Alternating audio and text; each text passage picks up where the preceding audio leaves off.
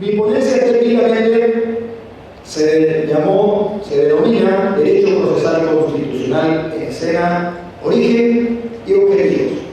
Les soy absolutamente sincero, cuando comenzaba a preparar esta ponencia no me causó mucha satisfacción, teniendo en cuenta que siempre decía que aquel que da la conferencia introductoria sobre un tema tenía que tocar el problema histórico, tenía que tocar el origen, y eso finalmente no suele ser muy bueno, no suele ser muy agradable, cuando en realidad el derecho procesal constitucional nos plantea una serie de problemáticas mucho más ricas que permite entender todo esto de las garantías fundamentales, de los procesos constitucionales, del orden internacional, y esto hace que nosotros nos movamos en un dinamismo totalmente distinto. Sin embargo, con el transcurso de la investigación me fui percatando que estábamos ante un tema esencial del derecho procesal constitucional. ¿Y por qué esto? Porque creo que basado en este ámbito introductorio, en esta novel disciplina que está emergiendo y en esta investigación que surge a consecuencia del Congreso, podemos llegar a puntos de razonamiento que nos permitan argumentaciones más profundas del derecho procesal constitucional. Como ya decíamos, es una ciencia que se descubre en sus inicios, un ideario rescatar lo nuestro, porque en definitiva, con lo que tenemos y fue copiado de otros lugares, las respuestas están a la vista. Si hoy estamos hablando de que nuestro sistema jurisdiccional está colapsado, es a consecuencia de tener sistemas foráneos. Planteo desde esta ponencia que nos equivoquemos, pero que nos equivoquemos con lo nuestro, con seguridad no será peor de lo que tenemos.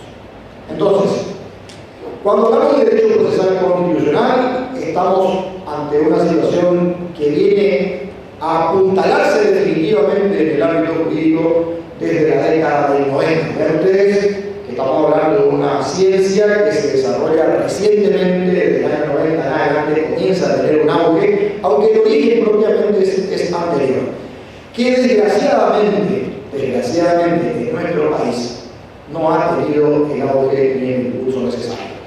A punto tal que cuando empezábamos a tratar de identificar quiénes eran los mayores exponentes del derecho procesal constitucional paraguayo, nos encontrábamos que la mayoría o estábamos dentro del ámbito procesal o estábamos dentro del ámbito constitucional, pero técnicamente no teníamos representantes del ámbito del derecho procesal constitucional. Es decir, estamos en una materia en verdadera construcción.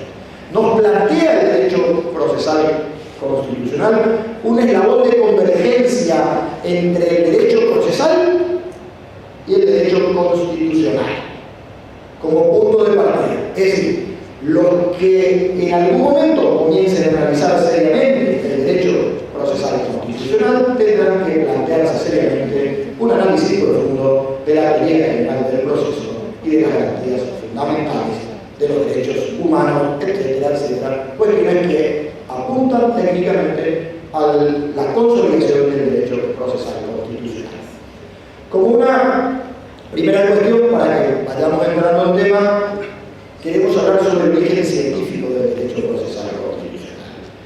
Para ello no nos queda otro remedio que hacer un poco de historia, remitirnos hacia atrás y ver de dónde parte esto, porque en definitiva el derecho procesal constitucional propaga una verdadera revolución de conceptos, pero lo fundamental que debe buscar el derecho procesal constitucional es convertir a la persona como centro de la protección. Convertir a la persona como centro de la protección. Los abogados, los juristas, los que estamos en el ámbito de la investigación académica, somos fantásticos para complicar las cosas. Siempre me viene a la mente una frase del maestro Echeverría y que recomendaba ya a principios del siglo XX: debemos retornar a la simplicidad.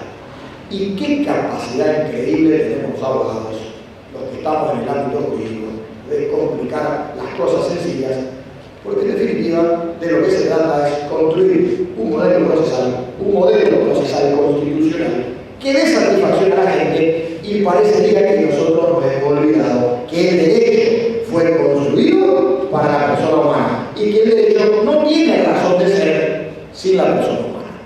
Entonces, el objetivo de la protección debe ser la persona y no los sacramentalismos, no los formalismos, no las excesivas estructuras procedimentales.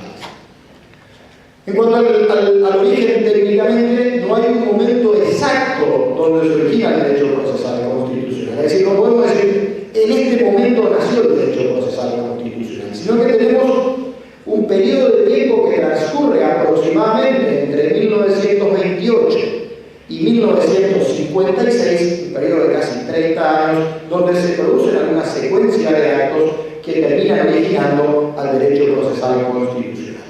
Tiene su génesis en Europa a consecuencia de la creación del Tribunal Constitucional Austríaco, 1920, donde tuvo una gran incidencia Hans Kelsen, que luego, en el año 1928, escribe su obra Cumbre, la jurisdicción constitucional, y donde explica el control de constitucionalidad concentrado que debía tener el Tribunal Constitucional Austríaco. Más o menos por ahí comienza el derecho procesal constitucional, que recorre un lento peregrinar hasta 1956, donde con el profesor mexicano Héctor Fils-Zamudio se consolida definitivamente, y de ahí más comienza el estudio. ¿De dónde proviene este vocablo derecho procesal constitucional? Bueno, el nomen iuris podríamos atribuirle al... Es más, la mayoría de los doctrinarios le atribuyen a Niceto Alcalá Zamora y Castillo. En algún momento el profesor Niceto había sido exiliado de España, viene primero a Argentina y luego a México, y en ese interín se da cuenta de que existe una nueva disciplina jurídica, la del derecho procesal constitucional, que era muy parecida al derecho procesal civil, al derecho procesal penal, al derecho procesal laboral. Y le da una terminología y dice, bueno, esto se tiene que llamar derecho procesal constitucional. Pero ¿qué ocurre? En forma posterior, Niceto Alcalá Zamora no dedica tiempo de estudio al derecho procesal constitucional, por tanto, solamente le podemos atribuir el nombre de la disciplina al mismo. Utiliza este nombre en el primer ensayo de derecho procesal, que hace en 1944 en Argentina, luego vuelve a reiterar en el año 1945 la revista Ensayos de Derecho Procesal, realizado por el profesor Hugo Alsina, y finalmente en un libro que publica en México, Proceso de Autocomposición y Defensa, en 1947, consagra expresamente el nombre. Hasta ahí estamos con el nombre. Pero ¿cuáles son los momentos fundamentales que sirven de fuente al derecho procesal constitucional? Nosotros identificamos 5 fuentes específicas. La primera de ellas, el interdicto homini libero exhibendo, que viene de la época romana, fue un instituto que se estableció en el digesto, por el cual lo único que se trataba era que al hombre libre, al romano, el ciudadano romano, no se lo podía detener, por tanto el pretor podía llamar a la autoridad para que le presente, traiga el cuerpo hasta este pretor, y el pretor decidía qué hacer con el detenido. De forma posterior, esta figura se traslada con el habeas corpus al derecho inglés, con la Carta Magna de 1215 de Juan Sin Tierra, donde se establece el habeas corpus técnicamente diciendo que ningún noble puede ser detenido debiendo ser presentado ante una autoridad. Pero ¿qué ocurría? Resulta que los jueces no cumplían con esta normativa dada, las autoridades no cumplían con la normativa dada por el juez, entonces se reformuló en el año 1679, también en Inglaterra, con el Habeas Corpus Act, donde ahí sí se le sancionaba al juez que no presentaba a la víctima. Digamos, aquí podemos estar hablando de los primeros procesos constitucionales. Hasta ese momento, uno, no se conocía prácticamente el vocablo de constitución. Recuerden que la constitución nace ya por el siglo XVIII. Eran simplemente procesos constitucionales que pretendían proteger la libertad. Donde sí se comienza a consolidar todo esto que implica como fuente del derecho procesal constitucional, se da con la famosa sentencia del juez Marshall, Marbury vs. Madison, que se produce en 1803 en Estados Unidos. La Corte Americana, en aquel caso, había impuesto que el legislativo tenían la obligación de ajustarse a la Constitución. Y que eran los jueces los que tenían que controlar, que tenían el control de constitucionalidad, y ahí comienza toda la teoría y la tesis del control de constitucionalidad que llega hasta hoy día a nosotros. Luego tenemos el Tribunal Constitucional Austríaco, que ya hemos citado como el quinto delegado. Pero vayamos un poco a los antecedentes doctrinales del derecho procesal constitucional. Y acá no podemos dejar de mencionar básicamente a Kelsen, pero a Kelsen no visto como el fundador del derecho procesal constitucional, porque de hecho no lo fue, pero sí como uno de sus precursores principales. Con esta cuestión del Tribunal Constitucional y luego de sus estudios que se plasman en el libro que ya había citado en 1928, Kelsen realiza un estudio sistemático sobre la jurisdicción constitucional, creando esta famosa pirámide kelseniana donde había un rango de prelación, la Constitución por encima y todo el resto de las normativas por debajo. Pero esto más bien estaba vinculado al ámbito constitucional y no al procesal constitucional, que por aquella época tan siquiera era conocido. Entonces, nosotros decimos que Kelsen fue un precursor, pero no el fundador de la disciplina. Y lo decimos basado en 4 fundamentos. El primero de ellos, que jamás utilizó el término derecho procesal constitucional. En segundo lugar, que tampoco pretendió crear la disciplina procesal constitucional. En tercer lugar, que no advirtió Kelsen un conocimiento profundo del derecho procesal, sí del constitucional. Y finalmente, su teoría se limitó al ámbito constitucional y no al proceso constitucional técnicamente. Por eso sostenemos que Kelsen no ha sido técnicamente el fundador, como si lo sostienen otros doctrinarios. Luego habíamos referido al maestro Niceto Alcalá Zamora, el español que en el exilio identifica el nomen juris. Y finalmente nos interesa tocar a Héctor Fix-Amudio. ¿Por qué Héctor Fix-Amudio? Porque es verdaderamente quien desarrolla estructuralmente el derecho procesal constitucional, quien por primera vez sistematiza al derecho procesal constitucional y entiende que esta nueva disciplina debería tener un desarrollo estructural jurídico como una disciplina propia con autonomía.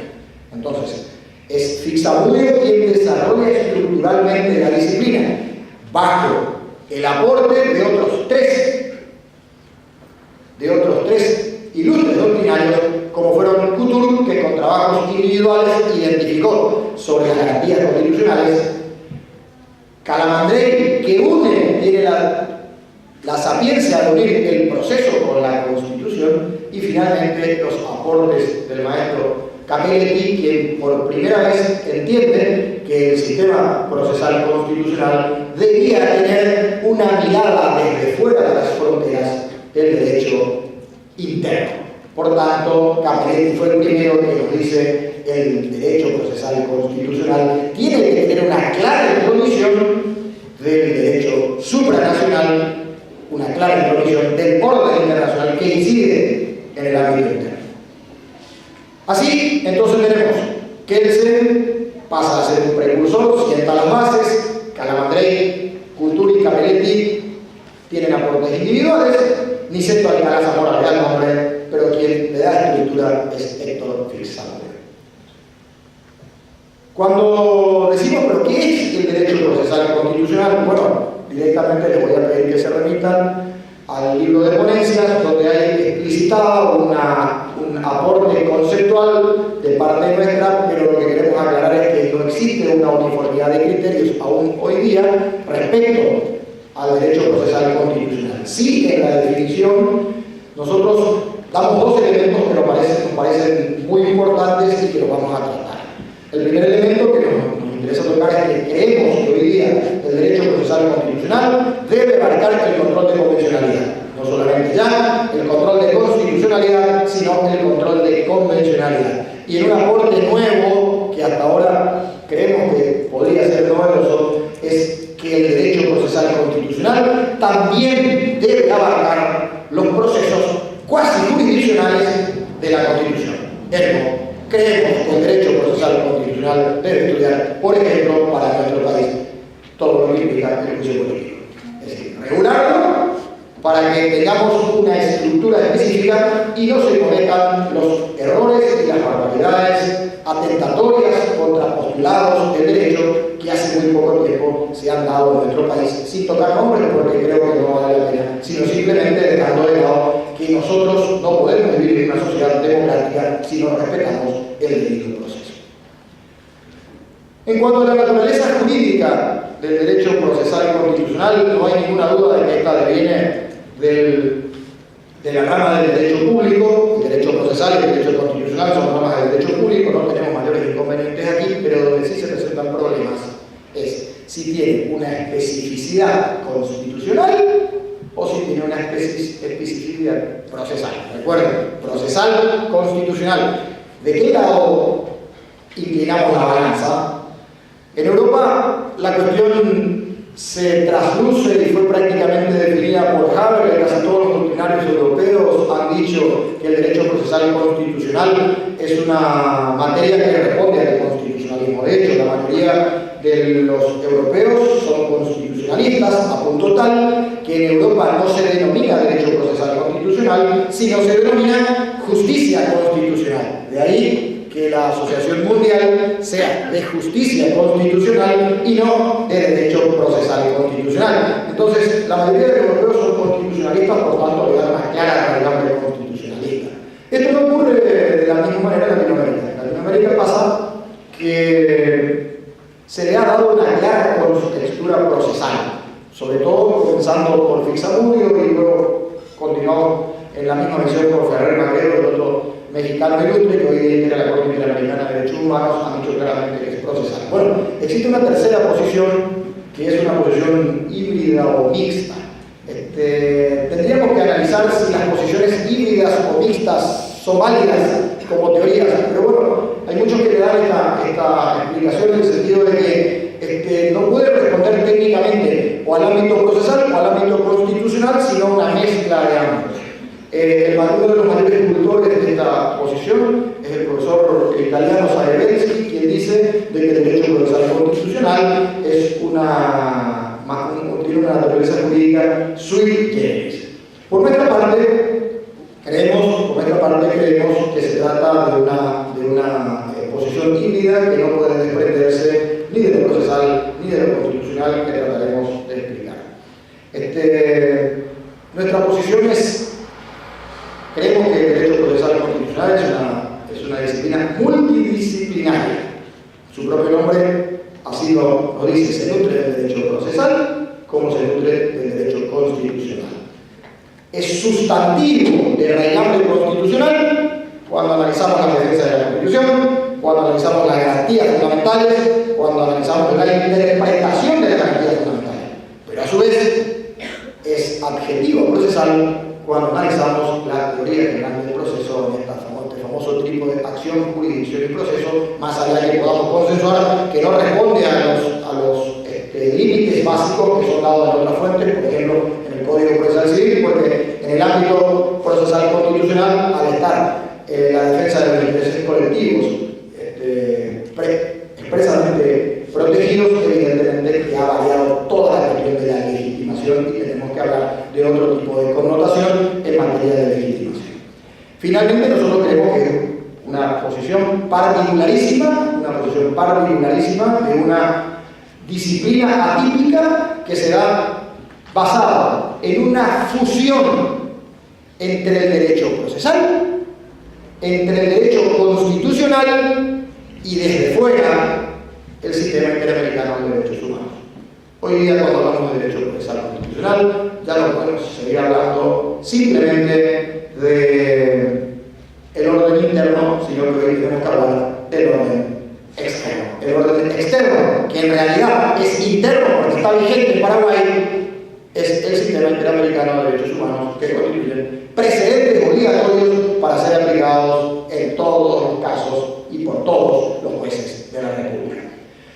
En el caso Jacquemot Cassette, hace muy poco tiempo en Paraguay, se hablaba de la incidencia de lo internacional en el orden interno, año 2010. y decía claramente esa sentencia de la Corte Interamericana que los magistrados de Paraguay debían ejercer el control de convencionalidad difuso en cada uno de los fueros y en cada uno de los casos que tengan para resolver. Entonces, cuando hablamos de control de convencionalidad, por un lado, si bien es cierto que este control de convencionalidad lo ejerce la Corte Interamericana de Derechos Humanos en cada uno de los casos que se le presenta con un control de convencionalidad concentrado, también es cierto que a consecuencia de los fallos de la Corte obligan a los Estados a que apliquen el control de convencionalidad difuso en cada uno de los casos. Ergo, se ha convertido esto en un cambio paradigmático que todavía no nos hemos percatado. A punto tal llega todo esto que en el caso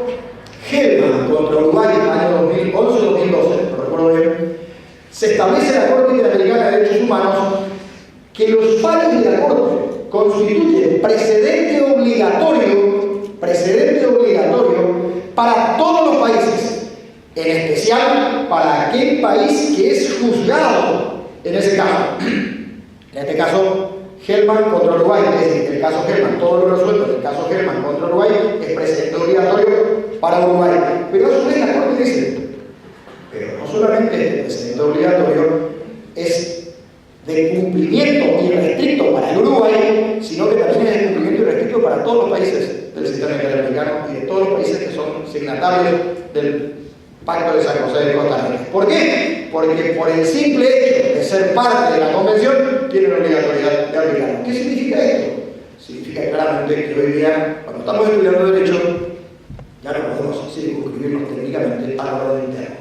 Y tenemos que analizar muy, pero muy seriamente el orden externo, y prueba de ello son los distintos fallos que comienzan paulatinamente a surgir en nuestro orden interno. Ejemplo, el caso del deber de información, que hace muy poco tiempo ha salido y que fue muy publicitado. Otro caso que nos corresponde a nosotros, acá en la Encarnación, técnicamente fue que después de mucho tiempo se establecen los procesos constitucionales de amparo, tienen la obligatoriedad de ser tramitados en el lugar de afectación de derecho basado en los fallos de la Corte Interamericana de Derechos Humanos. Desgraciadamente para nosotros llegó cuando la represa terminó, pero en definitiva pasa por ser una consagración expresa de esto que estamos diciendo. Entonces, se plantea una complementariedad del orden internacional con el orden interno, donde la fuerza normativa de los derechos humanos se convierte en avasallante. Y los Estados están obligados a reformular todo su orden interno, a remover todos los obstáculos anticonvencionales que tengan dentro del sistema. Esto nos dice, pero tenemos que modificar todo nuestro orden interno. Y yo creo que con este Congreso, una de las primeras cosas que estamos tratando de manifestar es que justamente en Paraguay se debe reformular todo esto que implica aquello que esté en contra de los postulados de la Convención Americana de Derechos Humanos, donde lo fundamental es la persona humana. Existe una diferencia, parecería ser que estamos en compartimientos estancos a consecuencia de una diferencia de temporalidad. Recuerden, para nosotros en Paraguay, desde el año 93, somos signatarios del Pacto de San José de Costa Rica y todas las normativas son anteriores. Eso hace que todas estas normativas anteriores no estén ajustadas a los cánones de la Convención Americana. Vamos a tener un trabajo muy largo que realizar. Nos interesaba también analizar dentro del ámbito del derecho procesal y constitucional lo que se denomina neoconstitucionalismo. El neoconstitucionalismo se presenta como una prédica nueva, un constitucionalismo nuevo y que parte de una noción del Estado social de derecho. Cuando nosotros decimos parte de una noción del Estado social de derecho, parecería ser que estamos hablando japonés, porque en algún momento hablamos con las personas que tienen que aplicar y dicen, no, pero nosotros vivimos en un Estado no socialista. Parecería ser que no hay un entendimiento de lo que implica el Estado social de derecho. El Estado social de derecho, les cuento, está consagrado en el artículo 1 de la Constitución Nacional. El Paraguay es un país libre y democrático y basado en un Estado social de derecho. Nuestra propia Constitución dice eso. Entonces, puede ser que sigamos construyendo normativas alejados de postulados socializantes dentro del ámbito jurídico? Nosotros creemos que no, sobre todo porque hay que comenzar a entender que este neoconstitucionalismo hoy nos plantea la idea de un derecho interpretado sobre la base de principios. El juez hoy día tiene que ponderar y no simplemente subsumir el derecho a la norma. Ha cambiado la estructura que nos plantea el constitucionalismo basado en principios, argumentación basado en principios.